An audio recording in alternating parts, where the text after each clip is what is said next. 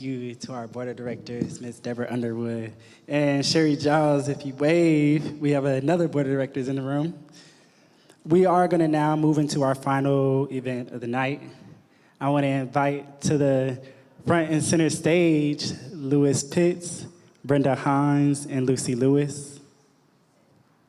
These are all people we consider movement elders. If you don't know the Beloved Community Center, come on, give them a wonderful hand. You all can read more about their work in the book Morningside by Aaron Shutterly, which will be on sale tomorrow here at the conference, at the summit.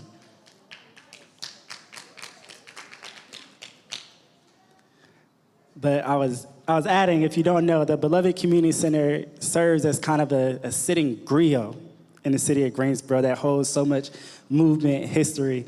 And it's so much better when we get the people from those pictures on the walls and those stories in our books that we read about to come tell us a little bit about their experience, who they are, what draws them to this work, and the lessons they learned after committing a lifetime to it. So with that, I'll bring up Dr. Love Jones, who will be moderating our panel tonight. Give him a round of applause, everybody.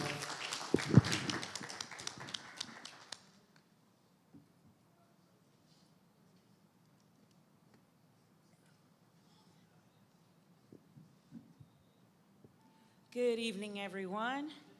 Good evening. Tonight, we are indeed here to have a fireside chat, remembering the experience that is the November 3rd, 1979 Greensboro Massacre that unfortunately claimed the lives of 5 people who were working for social change, who were passionate about pushing the needle forward for people to feel a sense of worth and feel a sense of belonging. And so the interesting thing about the word chat is that it implies this kind of casual and friendly conversation, but I think that's an interesting oxymoron, right? Because when you're talking about an experience that was as serious as the massacre, right? Mm-hmm. And if chat implies friendly, we know that we are speaking about a day that was very evil and adversarial, right? Mm-hmm. And so for us to chat now implies that I have a really critical responsibility as the moderator. The first is to stay curious and to literally do my best to make space for your personal experiences as they're lifted up, an experience that is laden with pain and injustice. I also have the responsibility of pace setting to make sure that the stories don't get cut short and they're able to be as descriptive as possible of what you recount from that experience. And then I also have to maintain a posture of listening and supporting and learning. And that's what I'm here to do this evening. I was invited to encourage this panel to discuss the lessons that were learned, the lessons that were gleaned from that moment, and how those lessons might be valuable today as people continue to work towards social change and eradicating injustice. Mm-hmm. And so with that in mind, just for those who might not be familiar in the crowd, I would like for each of you to take a moment to introduce yourselves and speak of your specific connection to the November 3rd Greensboro Massacre experience, and then we'll loop back and jump right in with a kickoff question, if that's okay. All right, Lucy, if you'll begin. Sure. My name's Lucy Lewis. I live in Carborough. I'm a North Carolina native, and I was a proud member of the Workers' Viewpoint, later to become the Communist Workers' Party. On November 3rd, 1979, I was at Windsor Community Center off of Lee Street, now Gate City Boulevard, where a lot of people from out of town had gathered who would later be joined, at least the plan was, from folks coming from Morningside community.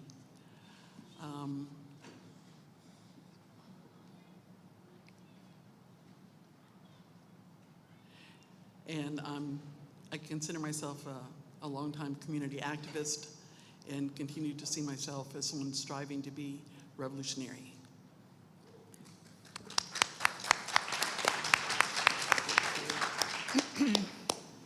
My name is Brenda Hines.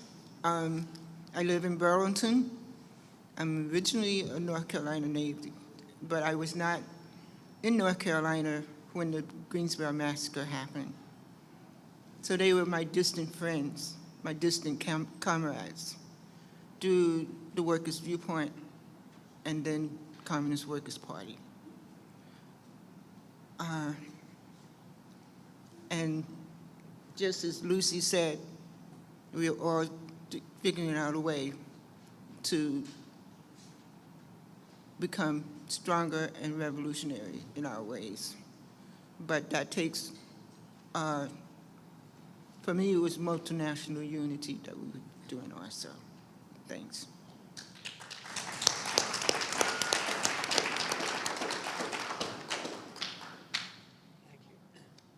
Working. Is there a button, somebody? Yeah, sure.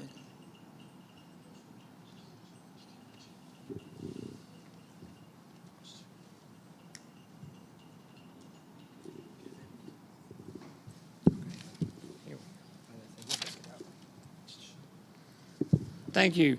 My name is Lewis Pitts. I was born and raised and miseducated in South Carolina.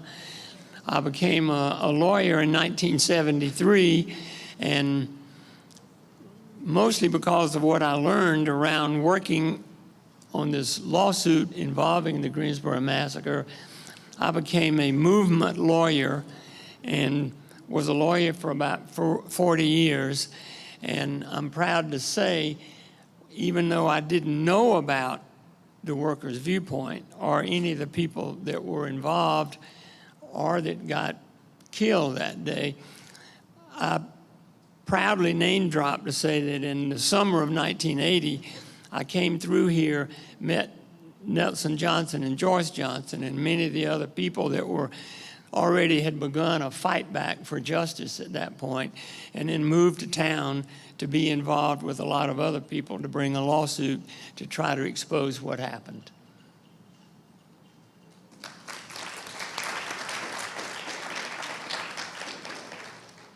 So what we see is that we have multiple perspectives, which is what makes a chat like this very rich. And so with that in mind, I'm interested in understanding, as I'm sure the audience is, from your unique perspectives, what are the lessons that you learned from that critical moment in 1979 that we know to be the Greensboro Massacre?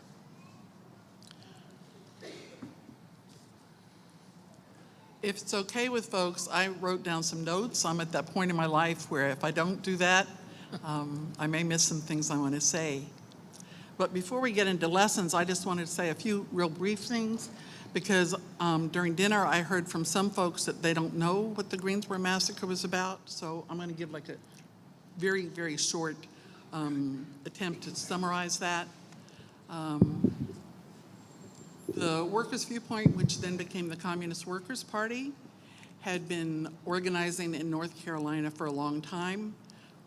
Reverend Johnson and Joyce Johnson and Willena Cannon and other folks have been organizing in Greensboro since the 1960s.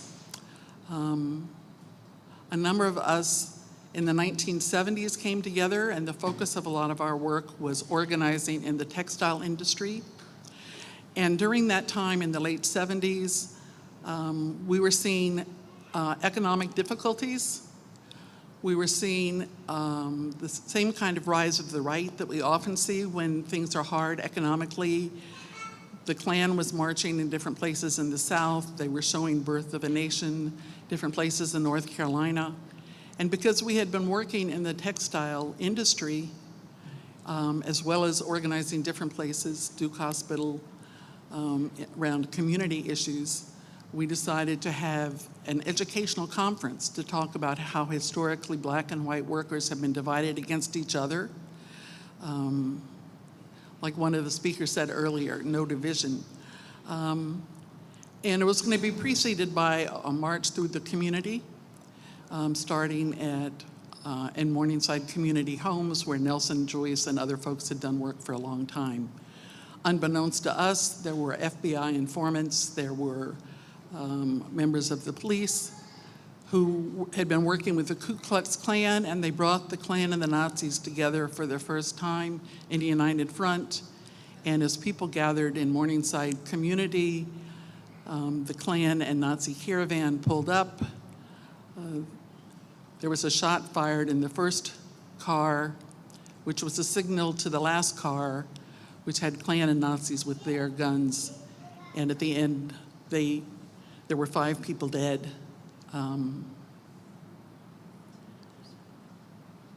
And so the story has continued to unfold for a long time. And if folks aren't familiar with the story, I encourage you to go to the Beloved Community site on your web and read more about it. But I think that's sort of an overview of what happened. Is that okay? Absolutely. The other thing I need to say before we get into lessons is just as Dr. Love, Dr. Jones? Dr. Love is fine. Dr. Love Jones, who's agreed to moderate us this evening, said there were 5 people that were killed, and I just want to say their names. Jim Waller, Sandy Smith, Bill Sampson, Caesar Cauce, Mike Nathan.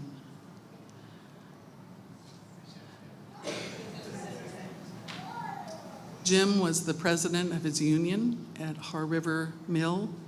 Sandy was organizing at Cone in Kannapolis. Bill Sampson was the chief shop steward at Revolution Mills here in Greensboro. Caesar was a lead organizer at Duke Hospital, and Mike Nathan was the key pediatrician at Lincoln Hospital in Durham, North Carolina. And they were killed because they were revolutionary labor organizers working for fundamental social change. And that threatens the status quo, it threatened the system. And that's what happened November 3rd. There are many, many lessons we could talk about tonight, and we're going to try to cover some of those in our opening remarks, and then we'll see where the questions go. But I wanted to focus on 3 that stood out to me as being perhaps most relevant to the period we're in, particularly since the events of last week, when we're facing the rise of extreme nationalism, the rise of white supremacy. We're facing increased repression of dissent, centralization of power. So there are dark, hard times ahead. And as one of the speakers this afternoon said, you know, that can often lead to fear and hopelessness. And I think the point of us coming together for this Truth and Reconciliation Summit on the heels of the March for Unity and Justice is that there are some lessons that were learned from 45 years ago that can help us as we're going into this period so we don't succumb to that kind of fear and hopelessness. So the first lesson I wanted to speak to is just when you're attacked, it's critically important to fight back. What we faced after November 3rd was not only 5 of our friends, my comrades who had been killed. There were 10 people who were wounded that day, some of them critically. Nelson Johnson and Melina Cannon were in jail, others were facing charges. People were fired from their jobs. The media was lying about what happened and distorting and hiding the truth, and there was a governmental cover-up. It was a very intense time, which could have led to inaction or pulling back. And instead, starting with a militant funeral march 1 week later, through 5 civil rights, 5 years of trials, a state trial, a federal trial, and then finally a civil trial.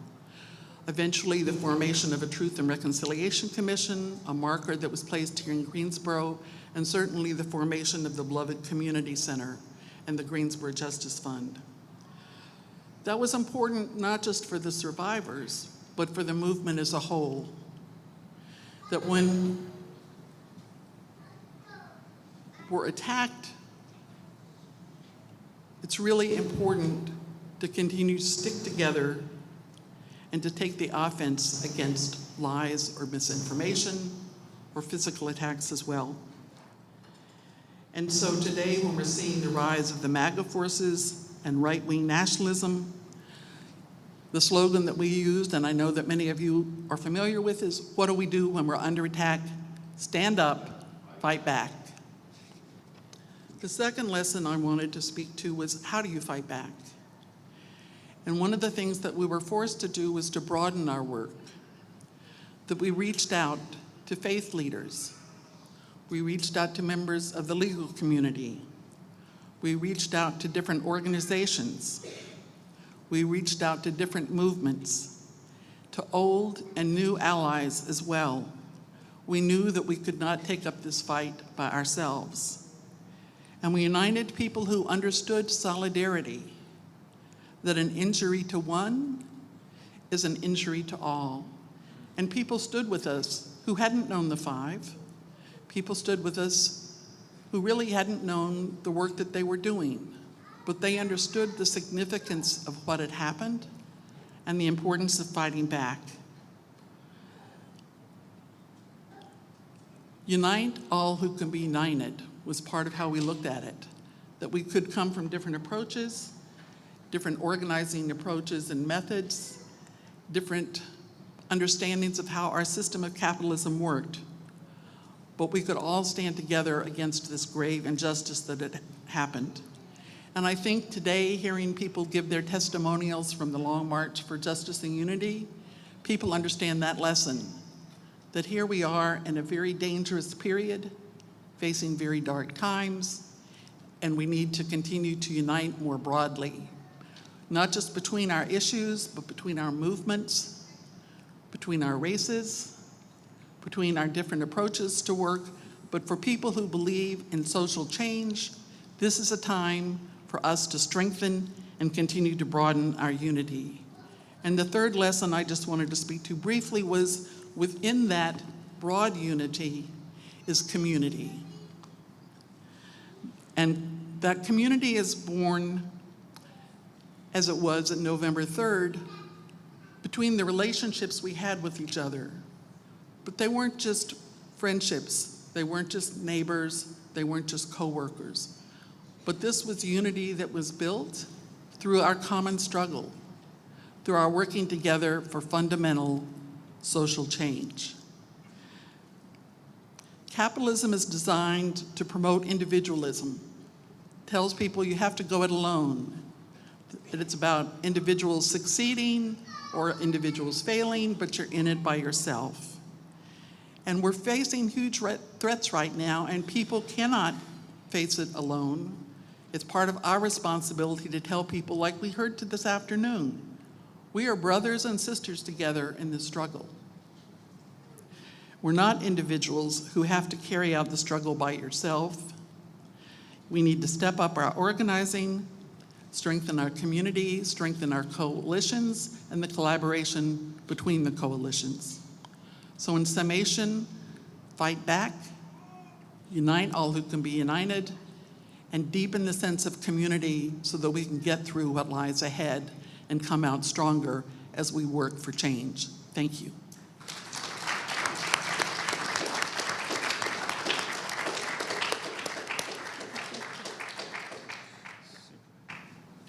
Well, she's basically said everything that I need to say.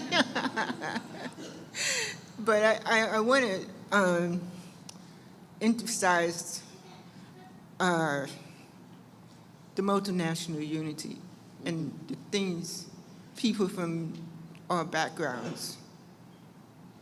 And because I was part of this organization, and especially being a young person from North Carolina, a Southern girl, and I met these folks when I was in New York. So in New York, you know, there are many nationalities that I didn't see every day or go to high school with, for that matter. But that really made an impact on me because I could see that people don't have to look like me to be able to work together or even hold a conversation. Basically, how I fell into it was that I was curious. I was out just in the community, and I stopped by this library, and I saw some people talking. And they were talking about housing. So that's been like at least 30 years ago for me, or maybe more than 30 years ago, 35 years ago in terms of my age. But so I want to emphasize that we need to talk to each other. And because of the culture that we live in, this economic and political system is capitalism, and it generates certain behaviors that we don't even realize. So the lesson is, for me, is to keep going, keep being active, finding strength in others and with others, to stand up for what's right. And also, we have to study. We have to educate ourselves. Be more critical in our thinking, because they tell us anything. And if we don't take the time to listen to many sources or search them out, we will fall for anything. So I cannot repeat what she just said, but I agree with everything she said. So I think, to me, in today's time, it's really, really important that we step back. Not just step back to go back, but to take the time and go out and know our neighbors and not be naive about our different conversations that we may have or what people might say. But the education we need, because I think if I had not been part of that group, I would not sought to listen to things. You can easily internalize things if you don't have a different point of view that you can probably trust to some degree. So you need to educate yourself in terms of it's a lot of things we are not taught, as Lewis said, in schools, have no clue of. No clue of. And in the way that we view this country that we're in, and being black, I have a different perspective that I've learned from someone that's white, Palestinian, Mexican, anyone else. My perspective is different. And it's different in some ways intentionally the way this country was founded. So those things we have to honestly look at, not push them aside. And when we look at those different things, we can see some way forward. Not necessarily that we're going to agree on everything, but it should bring out some honesty in our processes. So I'm going to leave it there. Thank you very much.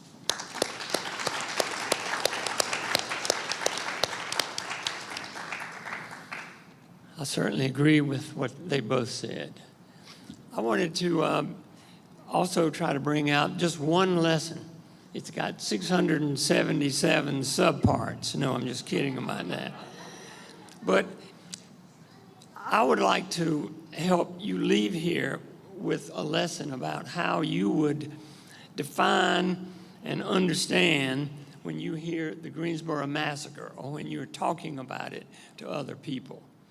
And because it was a set-up, intentional, covert operation, engaged in by both the local police and 2 different federal agencies, the FBI and the Bureau of Alcohol, Tobacco, and Firearms.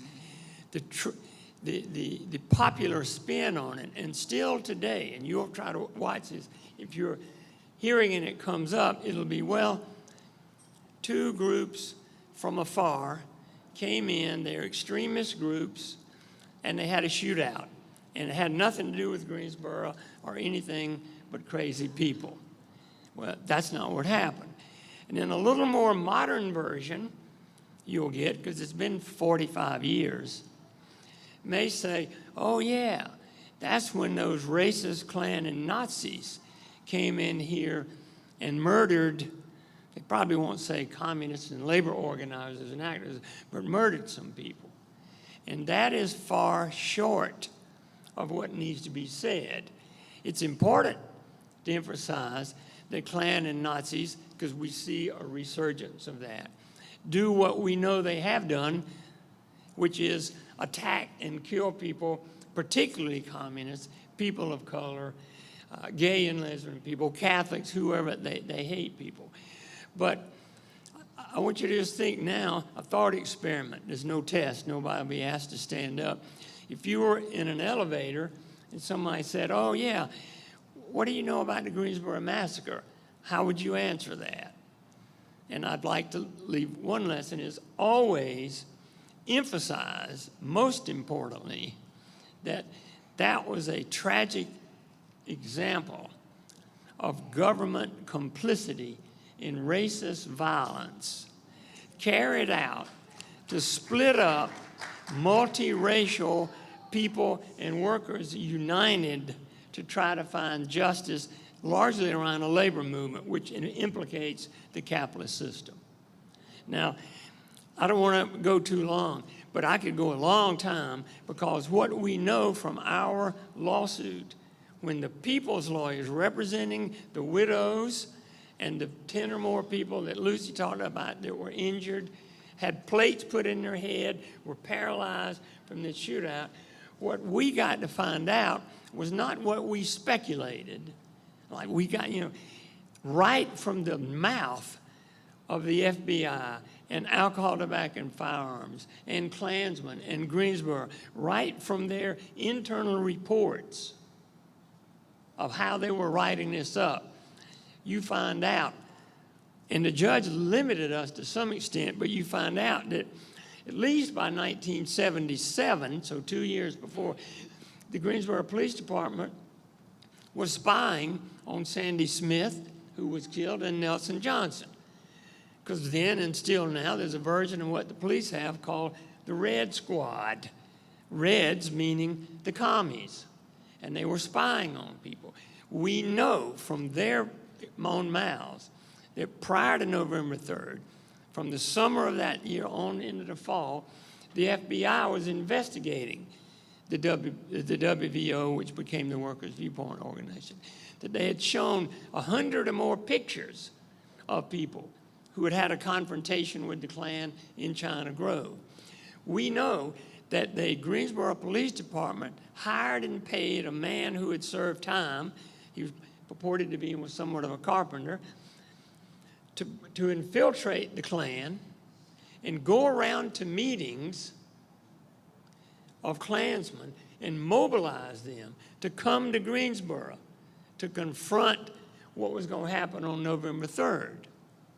And he was reporting to a handler, a detective. All that information was being funneled back to the chain of command of Greensboro Police Department. Worse, the federal agency, Alcohol, Tobacco, and Firearms, took a full-time agent, an agent, and not just some informant, civilian, an agent. He would dress up as a Nazi, and he infiltrated the Nazi group out of Winston-Salem. And he went to their meetings. He encouraged them to bring weapons on November 3rd. He was at a meeting in Winston-Salem on the Thursday before the Saturday that the murders took place. And the Nazis were there, and they were watching the nightly news because now Reverend Johnson, then Nelson Johnson, was on the news talking about how they're going to have this march. He watched them aim their rifles at the television set at Nelson Johnson. He heard them say, one of them say, I've been out in the woods and made a pipe bomb. It'll work good thrown in a crowd of I'm going to say it. Think about the crowd of niggers. They knew that. They had other people. They had other sources that were warning the police. You had that undercover informant for the Greensboro Police Department going to one of his previous handlers in the FBI and saying, I think you ought to stop this November 3rd thing. Otherwise, I'll be bringing you a bucket of blood. So I could go on and on about how much there was that kind of knowing involvement, and it's called agent provocateurs in that world. They were provoking. You don't take much to provoke the Klan and Nazis. And not one time did they give any warning. They, meaning the government officials and law enforcement, from city to the federal agents, say, maybe we better call this off, or maybe y'all be prepared. In fact, Reverend Johnson, when he was getting the parade permit, asked him, do you know anything about that might be dangerous for us? He told him no, when in fact they'd got a report from other undercover sources saying they thought somebody was coming to Greensboro that day with a machine gun to shoot up the place. So that is more important. And as we move forward, the key message here, let's not be naive about the function of our government and our police. Yes, we probably need police to prevent battering of women and traffic accidents and shootings, but just always know there's a political police aspect of this thing. And I'll quickly try to hurry here. I'm going to read a couple of sentences from a report put together by the U.S. Senate. This is the final report. It was a set of volumes. It took place in 1976, 3 years before the murders in Greensboro. And the point of this, it was on intelligence activities and the rights of Americans. And they were finding that the law enforcement, federal and state, was not only spying on, disrupting and playing a role as political police. Some of you may have heard of COINTELPRO. That was the FBI's program, counterintelligence program. They murdered Fred Hampton, Black Panther Party member, in his bed in Chicago. They called Dr. King and others, we have to be on guard of a messiah that might electrify, I'm saying these in quote, electrify and unite the black movement. They were also terrified of the WLM, the Women's Liberation Movement, and other such things. So I'll close, if you don't mind, with this quote, just bearing in mind that 3 years later, nothing has occurred from this report to stop it, and it's still going on right now with efforts to discredit. Here's what they say in one spot. Some of the people who had testified before Congress had warned them that if we don't do something, we're going to be in trouble. And they said, our investigation has confirmed that warning. We have seen segments of our government in their attitudes and actions adopt tactics unworthy of a democracy and occasionally reminiscent of the tactics of totalitarian regimes. And that's why there's been such an effort to keep quiet the truth about Greensboro. And we have to use that legacy of those wonderful people and continue to do the things that Lucy was describing that we've heard here, and continue into this new period with hope and optimism and not naivete about who's doing what to who to protect property rights of an elite 1% of the top 1%, the rich and the wealthy and the well-born ruled. We do not have a self-governing democracy of, by, and for the people that we're promised, and we can fight for it, and we're going to get there. Thank you.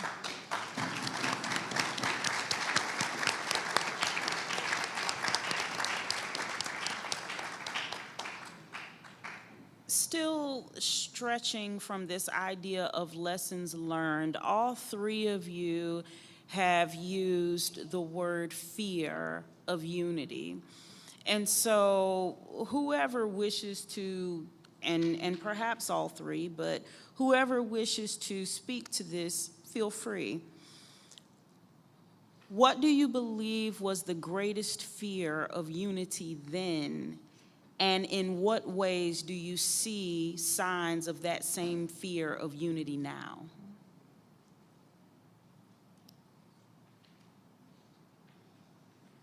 I'm gonna try this. First of all, I don't think it's a question. I'm sorry. It's not fear of unity. If I heard that right, it's not fear of unity.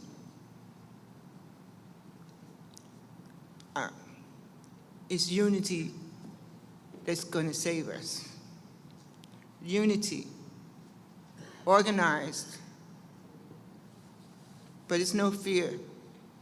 That's where your strength comes from. It's unity. I'm just like, but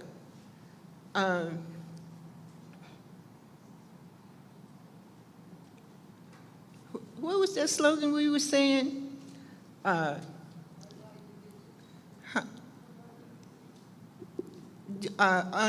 the Long March.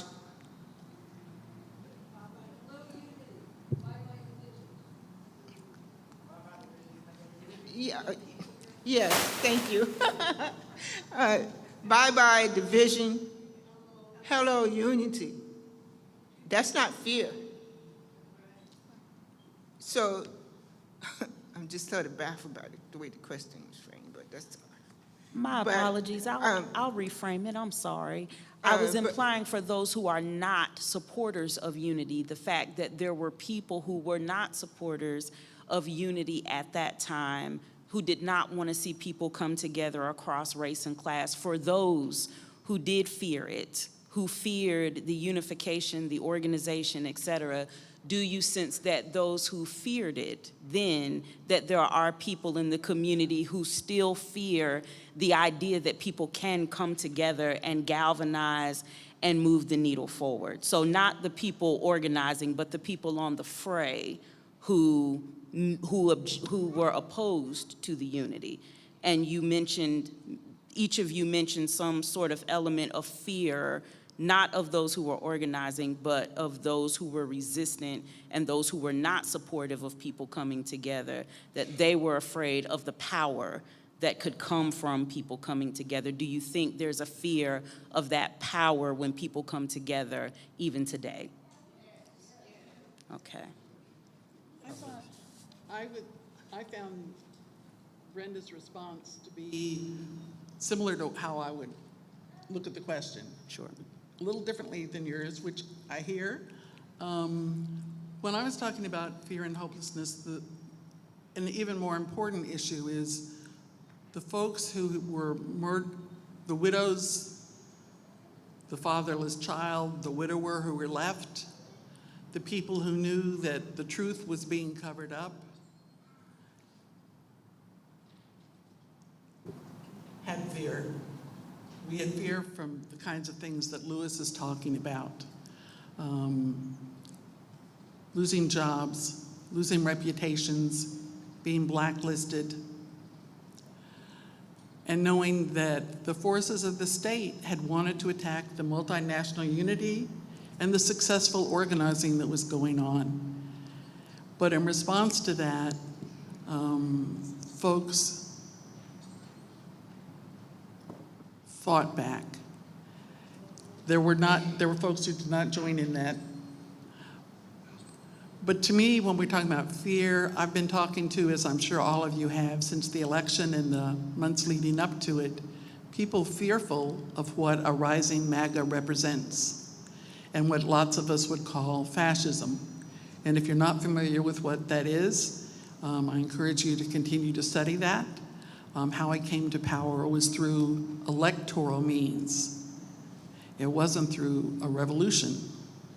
But Nazis in Germany came into power through elections. Same thing happened in Italy. So there's fear today of what's going to happen with seeing a rising right wing and seeing the promise of more repression from those who do continue to fight.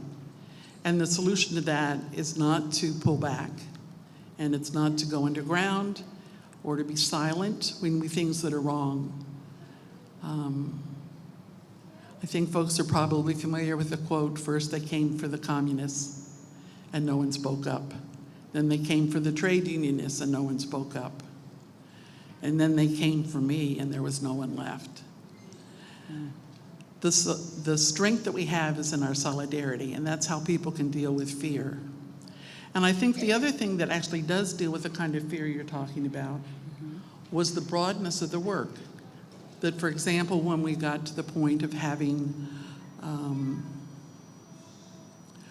initially a Greensboro Justice Fund, which included a number of lawyers, which included other organizations, coming in and saying, there's a room for you here to stand with us as we go through these trials. Then later, when there was the push for a Truth and Reconciliation Commission, saying to folks in the community, we want to hear from you, we want to hear your perspective, we want to hear why people in Morningside were afraid when their community was being curfewed, why people in the mills were afraid when, again, the police came in after November 3rd and took up outposts. So that people said, I felt like I was in prison in the mill, and then when I left, I was in prison again with the police. But the effort to continue to broaden out the kinds of work that Reverend Johnson and Joyce have been doing over these years, and that many of us in our coalition work with Poor People's Campaign and other efforts, is continuing to broaden out to folks and saying, we're all in this together.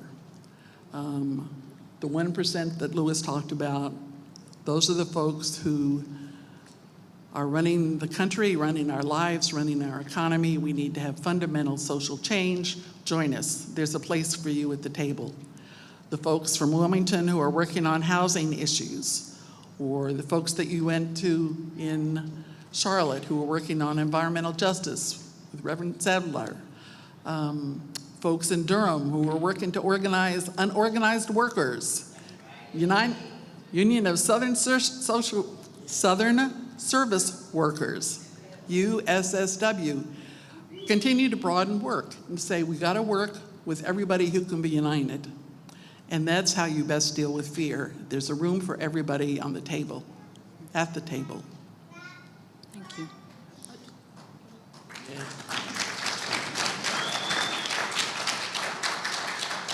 I think the thing is that we really have to sum up the lessons that people are saying here, and the lessons that he's drawn out in terms of the actions, the complicitness of every level of the people, this U.S. government. We have to sum those up because, yes, there would be fear if your father or your mother was hanging from the tree. But it's a tendency that if it's not happening to you, you can't see beyond your nose. So I'm really, I'm just trying to lay out a point because I was really baffled by the way the question came out. But to me, that's just me. But Lucy straightened that out. But to me, that fear is not there for no reason. That is the thing that we have to do. We have to dissect it, understand where it comes from. And listening to these two people, especially on the legal end of it. And I just want to bring out for us that look like me. You remember the Scottsboro brothers trial, and the judge said, there's no law that's supposed to protect black people. That's a history that we need to find out. and understand it, because it reigns true today. There's no justice in people getting shot in the back. And even today, like, they beat you so bad, like in Virginia, taking you to jail, and your family don't know you're dead. So there's a reason for that fear in what you're saying.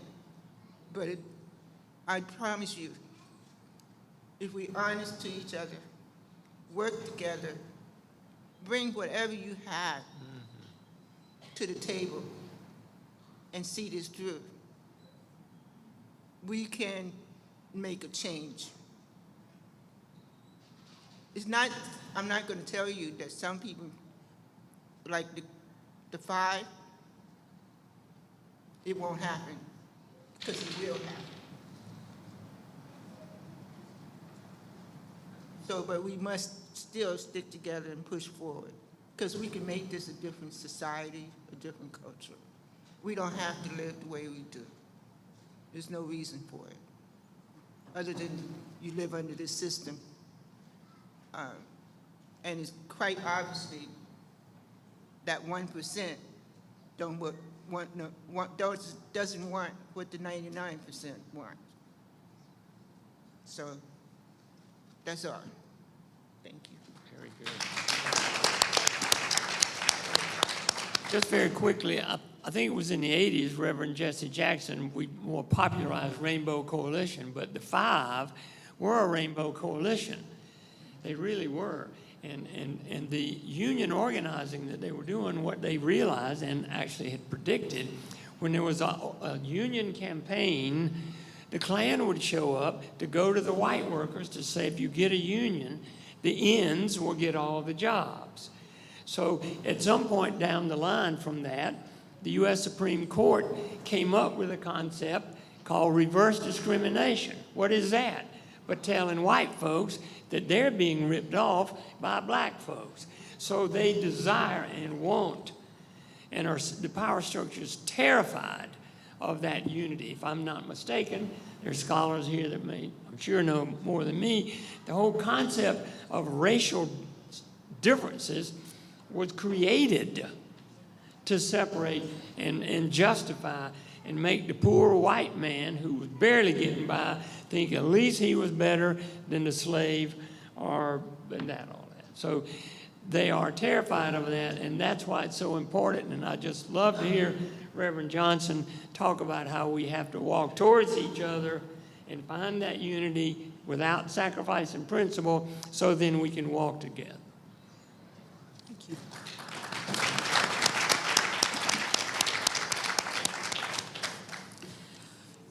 In a previous conversation, we talked a little bit about this idea of progress. And I just wanted to leave the floor open for feedback on, when you look back at what was being worked towards for the Communist Workers' Party, what the change they were trying to create, the sense of agency to speak up for themselves, to be able to have more say in their own lived experience. Do you think that substantial progress was made then? And to what extent has that progress been made now? And what are the gaps that you see?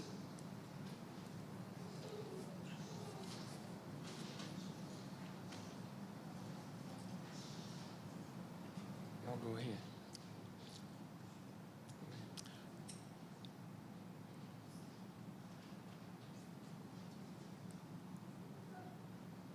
I think the work in North Carolina in the 1970s, and prior to that here in Greensboro in the 60s, and the movements that gave rise to the Workers' Viewpoint Communist Workers' Party, was making gains and bringing together the multinational working class. And in North Carolina at that time, we had a very low Latino population. A lot of it was just blacks and whites. And as Lewis has pointed out, and Brenda as well, Folks were being pitted against each other. So I think we were making progress, and I think that's why people were murdered that day. It's why other leaders in the Black liberation movement, you mentioned Fred Hampton, we know Malcolm X, we know Martin Luther King, we know many others throughout the decades who struggled, who then become a threat to the status quo, to the system. In terms of what that means for us today, I think the problem is still the same problem we're facing. The problem that the five were dealing with was living in a capitalist country where the economic system of profit before people's needs drives our political system and our social system, and that system still remains. That we can struggle for day-to-day changes, and we should do that whenever we can, whether we're fighting for better, safer work conditions, whether we're working for higher wages, some of the same issues that folks were facing when they were organizing in the textile mills, but the need for fundamental, transformational change of our economic and political system is still there. And no matter what progress we make on the smaller issues, as important as they are in improving the lives of folks and having a vision of what a more just, better world looks like, because we need that. We need to have people have safer working conditions, be able to pay for their rent or their mortgage, people who can take care of their children and see they get a decent education.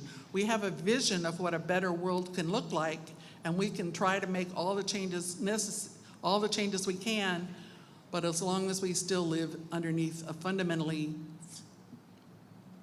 corrupt system based on profit, there will be attacks like we saw November 3rd, and there will be attacks in the period we're headed into. It's going to be a very dark time, and we will have to just continue to take a stand. So progress, there's been some progress. Enough, not by a long shot, and the fundamental system continues. I just want to. I want to say that there have been some progress. I won't say because of the CWP, but in and of itself. Sure. Okay, but because well, my experience and having known the group, folks, I don't think I would be, if I had not known them, I don't think I would be able to sit here with this Palestinian foot here on, because it brings out the international stance that we had also. At that time, I remember Zimbabwe. People were fighting, it was Rhodesia, but they were fighting for their liberation. And I remember taking part in activities or exercises in support of Zimbabwe and other African countries. But today, I think that you can say the word communist. You're still going to get backlash. And we know where it's coming from now, more clearly. And we're not, as long as we can have conversation like this, to me, communism is just a word. It is your actions. It is your actions and how you organize and how you pull people together and how you help people see. But I think that's the progress I see. I don't fear someone saying communist. Now, when I didn't know naive, I probably wouldn't say this now, but I don't feel that way. I feel stronger. I feel the people that I've met over the years to this day help push that back. and they help expose this government and its relations to its people and the international world, the global world. So that's the progress in the people. And I still have faith in the people will make a change as long as we educate each other. And you can't, I guess that's where the faith comes in. You can't, because you don't see it happening the way you want to and the way you've been culturally brought up to think in a certain way, because it don't happen because you want it to happen at that time. But believe, people are out there working and pulling together, because nobody wants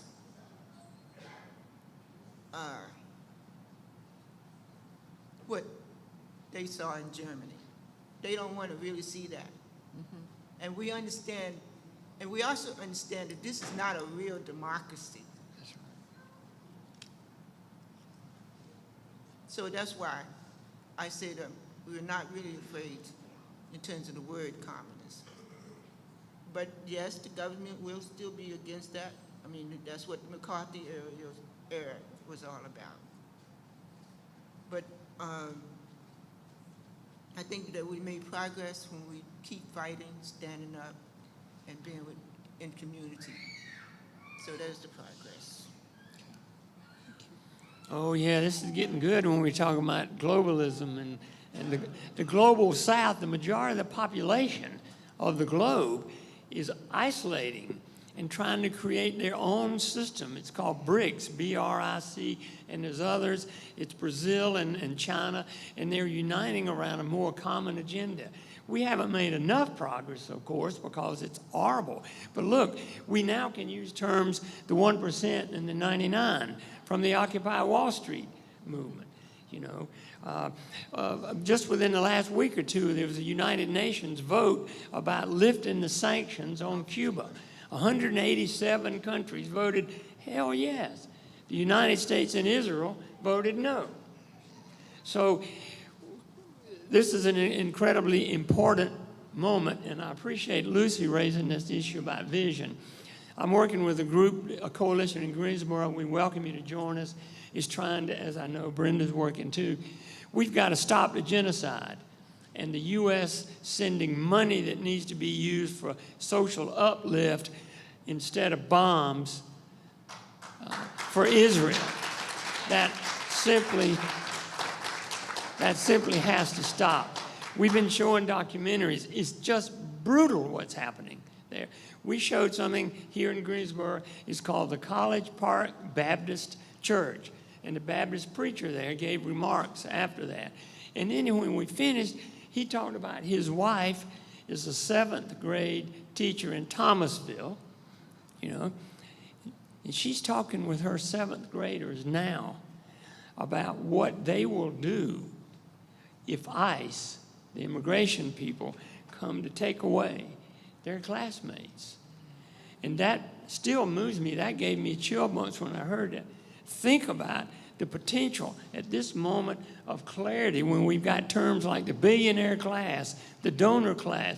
Everybody that's willing to think knows that we don't have democracy and we've got to straighten this thing out. The potential right now, along with the potential for a disaster, is really astounding. And I think we're getting at this, and summits like this, and a long march from one end of North Carolina to the other, very hopeful and a reason to keep hope alive. So I'm glad to be part of this with you all.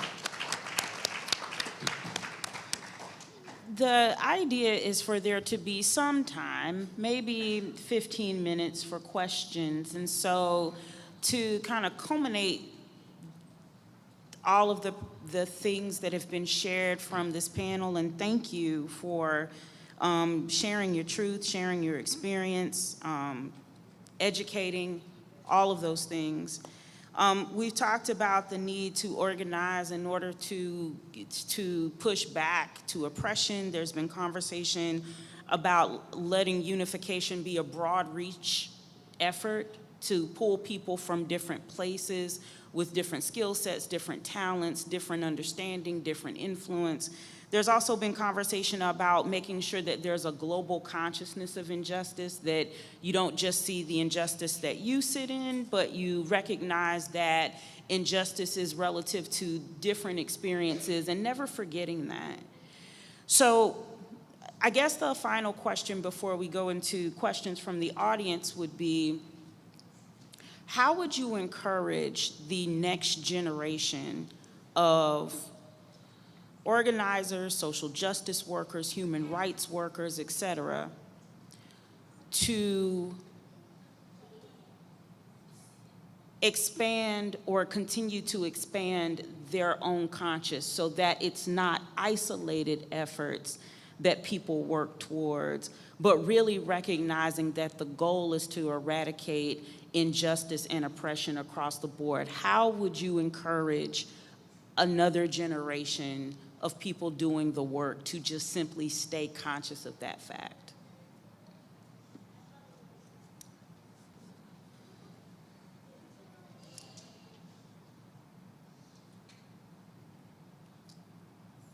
Wow, I'm sure I'd love to hear from you while you're collecting your thoughts. Be aware of how much propaganda is being spewed on us. Social media is helping to break that. But it breaks my heart at very educated people who think if they read the New York Times and maybe listen to NPR, they've somehow got it really all figured out. Those are nothing but propaganda rags. Here's one. Look up, you get every day, weekday for free, Popular Resistance, Popular Resistance. It's a little thumbnail summary written by, guess what? Sometimes people from the global south. So that is happening, and I just encourage people to reconsider what is your source of news and look at more diverse, not just CNN and NPR and the New York Times and think you've got it. Because they're spending millions and hundreds of millions of dollars to try to pretend that, look how much pretend there was that President Biden has got a brain for so long. I mean, we could see him, and now they tell you, well, like the president today, Joe Biden, has authorized Ukraine to take U.S. long-range missiles and fire them over into Russia. You think he's really the one that's making that decision? Or is it some of those war hawks out of what Eisenhower called the military-industrial complex that now includes the intelligence communities and so forth? But what do y'all think? So for you, it's not to limit your sources as far as your learning. That'd be one way to put it more succinctly.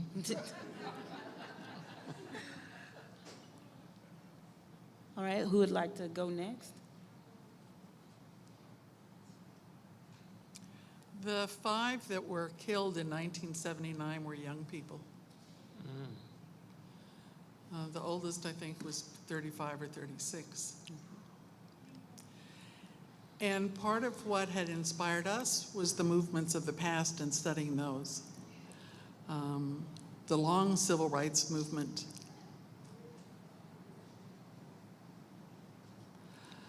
the long international solidarity movement, the long struggle of women. And that is where we drew some of our inspiration, as well as studying the lessons from those struggles. So one of the reasons we're here today is to try to share lessons. And I think that's the responsibility of folks who've been involved in struggles. I think one of the things that Reverend Johnson and Joyce Johnson and the other folks at BCC do so well is to bring in young people as interns, as staff people, but not just as staff. Part of that is political education, like Brenda said, that people need to not only be engaged in struggle, but understand the vision of what they're fighting for, not be in denial of the obstacles they're facing and the nature of the state. And hopefully, as we work with young people and share our experiences and share our lessons, and of course that's a two-way street, because every time I talk to my 15-year-old grandson, I'm learning from him. And when I'm working with other young people, it's a two-way street. But if we're learning from each other and continuing to look at the larger system we're under, I think that we can share lessons that will be useful, and it's hopefully inspire them to both be engaged in community and learning the lessons of history and making history themselves, because youth have always led the movements. And to you young people in the room today, you know, that's a big responsibility, but it's also an exciting opportunity that you face. And I think the faces we saw this afternoon of young people gives me a lot of hope.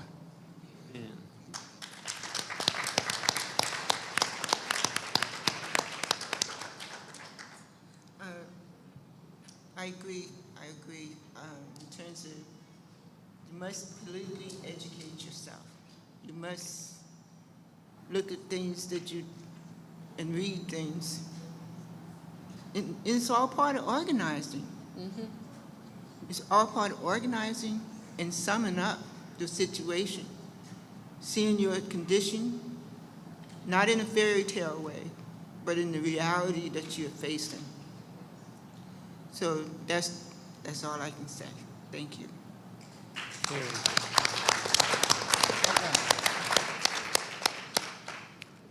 The one thing that I really want to honor and value from all of our panelists is the encouragement to take some sort of sense of responsibility for how you see the world, not letting the world happen at you, but immersing yourself in the world and understanding it for what it is, not coloring the lens so much as really just seeing it for what it is, because that's where change has to start. Working in human rights for the last 11 years, I can say that that is a critical piece of it. When people call our office in anguish over housing challenges or issues of having access to resources that are basic human rights, we have to start from what is, not how we think it ought to be, because that is the way that you really have to approach the work. So let's give one last round of applause for their candor and the education that they offered with the lessons learned.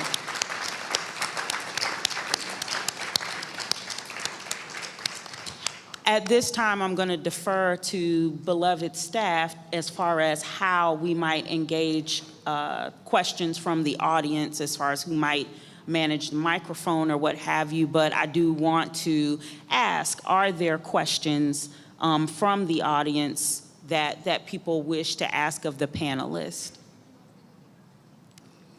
So we'll take 2 questions in total. The one we're going to go here first. Keenan may have a question. We'll see. The one I'm going to start with won't be considered one of those. My question won't be considered one of the group questions. But I'm curious. This past summer, I was with a cohort. There were a few young men in the cohort, and it was interesting to me that 2 of them of indigenous relation had tattoos that signify their manhood. That's a big deal. We don't have anything like that in the Black community because we've actually been stripped from all the tangible parts of our history. It starts very recently. So I'm curious for people who already so much have to struggle to become responsible for their lives, how can we encourage our peers to become responsible for their community? What are things we can pull on? Would you like to direct the question to a specific person or the panel at large? Yeah, I want to leave it open. And I want to thank you all. When I called you to ask you to speak, you came right up, and I appreciate everything you've been sharing. I think I probably caught the tail end of your question, but the tattoo thing, I really told my son, please don't do it. Please don't do it. Because we are up against too much. And your skin is beautiful just the way it is. I don't need to see you don't do it, because that is just another way that they identify us. And I mean, you can't, for those who are not black or brown, or, you just can't imagine that, the fear of a parent. And especially when you're not even allowed to speak up or even question as a parent what may be happening to your child right in front of your face. So I don't know if I caught the tail end of your question, but just, and don't do things that you know that you may not be able to get out of. Because we don't have the funds. And I'm gonna be honest with you, I'm thinking about a conversation I had with people who probably been pulled over for drugs or something, or just the smell of it. Now they send about, not one police, but 7 or 8 cars just for one small situation. But don't set yourself up for anything, okay? And I'm not telling you to be scared. I'm just saying don't set yourself up. Because we are not in one thing, we're not in an economic situation where we can call a lawyer. We can't even find a lawyer to do the things that, like housing. We can't find a lawyer when we think we've been mistreated in certain way with deals. So don't bring on that extra for your family, because we're not there. And we don't need to go there. We don't need to go there. We need to take care of our bodies. And the sad thing about it is that when you go in the grocery store in some of these neighborhoods, all you see is processed foods on the shelf. So let's go back a little bit. You know, I mean, I know that might sound like old school, but I wish that I knew how to plant a garden, do my own vegetables. And you guys are so creative, so smart. You can do this. This is not being selfish, but self-sufficient.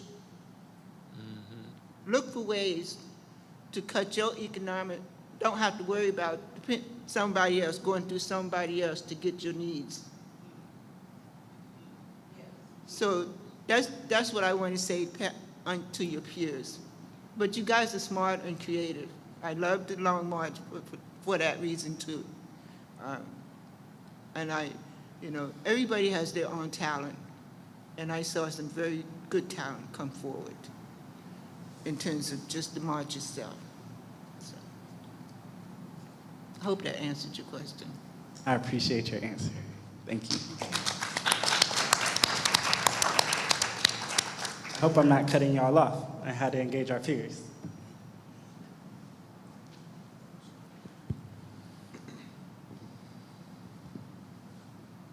First off, again, thank you to the panel for coming out tonight. You guys were amazing. I learned a lot. I'm from New Hanover County, and yeah, learned a lot tonight. I wanted to shout you guys out first and foremost. So my question is, how do you galvanize different organizations that constituents have been traumatized for so long that they're willing to destroy each other before bringing one another up? So I'm from Wilmington, New Hanover County, where there is a dynasty, a literal family dynasty that has taken a hold of the county commissioner and the school board, and they're ripping apart Wilmington bit by bit by redistricting the heart of Wilmington. An example of ripping Wilmington bit by bit is the redistricting of the heart of Wilmington out of the city and into Brunswick County. That's the north side of Wilmington. That's where the population that we need to serve, that's where they're concentrated right there, and they rip them out of the county, this dynasty. So that means the voices in those communities are cut off from being able to vote in their own counties. We also have, the bad policy that gets this is, comes in the form of bad Gen X in our water in New Hanover County. So we have a problem in New Hanover where there are a lot of different groups, but they're all walking separately. and that unfortunately makes it easier for this empire to pick apart different movements. I bring this up to ask, how do you convert that hopelessness and that trauma experienced by those different constituents of those different groups and focus it into something where we can move together? Because right now it's like everybody's so traumatized, they're so hungry for change, they're willing to take chunks out of each other before they actually get anything done. So yeah, I leave that up just open to the whole panel, please. I would like to get on that wisdom.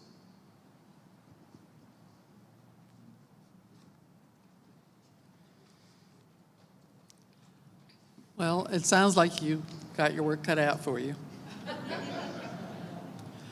I don't know the specifics, but in terms of folks who've been cut out of the city, it sounds to me like a version of gerrymandering in North Carolina, where we've got basically 50-50 between Democrats and Republicans, and yet Republicans are way overrepresented because they've gerrymandered, or they take places like Greensboro and divide them up into 3 districts. So that's the situation you're facing, and then it has to be a fight around that, around ending gerrymandering. It's a long-term process. The folks that I've heard talking about it don't see that changing in 2026, not in 2028, but we're talking about it now and working towards something different. So the only thing I can think of in terms of the specificity of your situation is to recognize the issue, to begin to organize people around those kinds of struggles. I think in our country, we're seeing that on a big scale, the polarization. People are tearing each other apart when really somebody at the top is profiting off of it. So the political education around your legacy situation, who's profiting off us being pitted against each other, how we could do things differently, let's begin. And as you start, you draw more people into that struggle. That's a pretty general response, but I think it's one that all of us are having to think about right now. You know, when people are fighting against each other, buying into the lies, we have to cut through that. Because we're facing mass deportations. I mean, that's what Lewis was beginning to talk about. We're facing genocide. We're facing very real attacks coming down. And in the face of that, to both be real about what we're facing, but also to have faith in the people and the power of the people when they organize. And even if it's a small handful, after November 3rd, 1979, it was a small group of folks that came around us. And you just keep doing that work and keep talking to folks and helping them understand the situation and try to build solidarity. That's the best I can do. Brenda, did you want to add anything? I was going to say that it's just about every other town. And the two-party system both do it. The gerrymandering. And also, that's part of why we went on the Long March, because it's the beginning of seeing communities pull together. We're still going to be on that long march. So, and part of the summing up what I'm going to say in terms of you is that you recognize the different parts that are coming at each other. But that is something that we need to think about in terms of how do we make the change?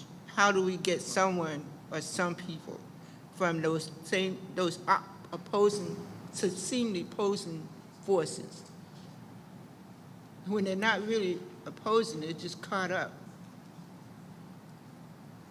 in the system, how the system rolls.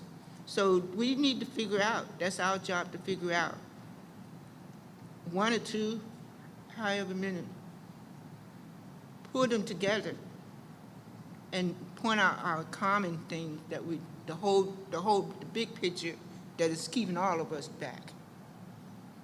How do we figure that out? And I know that I said, and this is general, anyone can say this, but we need to work on that. how do we pull each other together? Because not everyone sees this as a capitalist system. Everybody's still trying to get ahead, whatever get ahead means. So, but when they want to get ahead, doesn't mean that we're in unity. We have the same vision. But we have that differences because of the culture and the nature of this system. So you're gonna always have, well, to me, you're gonna always have gerrymandering because both parties does it. And I think that we're at a point, or we should be at a point. You guys are smart people. We can do our own thing. We can do our own independent thing in terms of the party. That's what we should work for. And this will be our final question. Good evening, everyone. Thank you for just your bravery throughout the years. I just want to give a shout out to Beloved Community Center for this summit. My name is Tiffany Debelow. I'm with the Center for Participatory Change out of Asheville, North Carolina, and also a part of the Asheville cohort with the Long March when it came through. My question is two parts. It's around safety and impact. So after the massacre, and just my heart goes out to all of the things that transpired, and then up to today, we're still fighting. But around safety, how did you continue, or what was like any risk management protocols that were set in place to keep you safe? Because that's a clear indication that, you know, when you begin to make change, you become a threat. And who keeps us safe? We keep us safe. So what were some things that were set in place to keep you safe while you continued the work? But then also, what was the impact? So how did that massacre impact the movement afterwards? Thank you.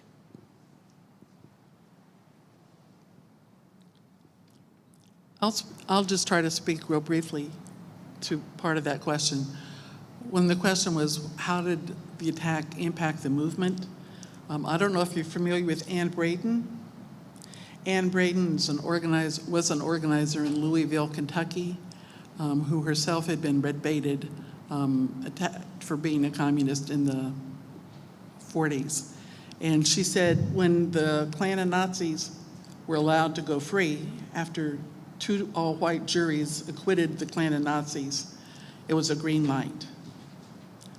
It was a green light to the right wing that they could do something like this with impunity and not be held responsible.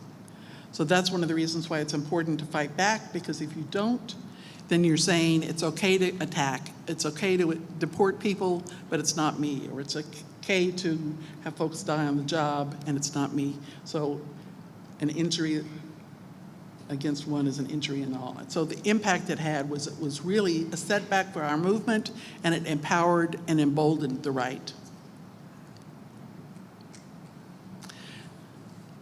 In terms of safety, we're entering into a new situation, and I think we're all just gonna have to think deep about that question.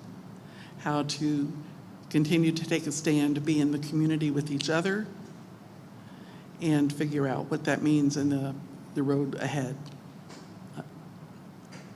Thank you for the work you're doing in Asheville. Sounds exciting. Brenda, do you want to add anything? Louis? I think I'm going to dare to say it.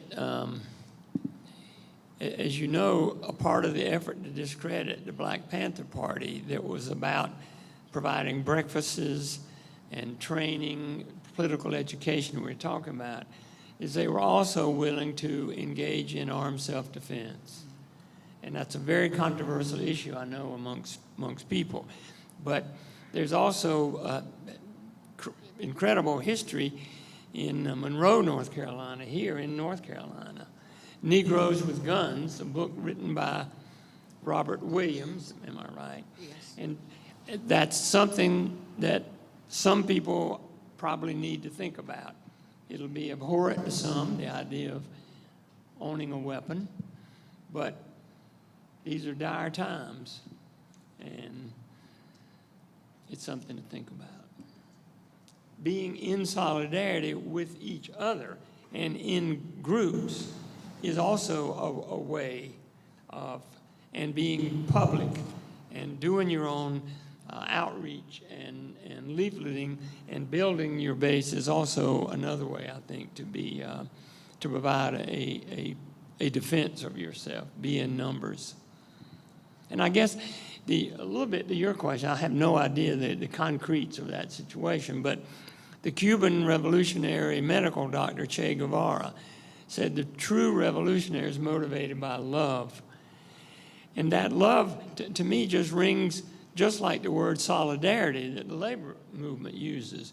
And if our people, rather than engaging in a circular firing squad of being angry and splitting, could just be together a bit and feel that solidarity and that love, that's an amazing feeling.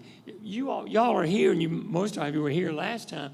How rich it is to be in community with people around, making a better world where there's more love and affection and caring and empathy. That is a powerful feeling that pulls people together. And they talk about gangs exist because it provides people who don't have that some sense of relation. Well, that's a horrible contradiction to be in a gang where you're shooting and doing that.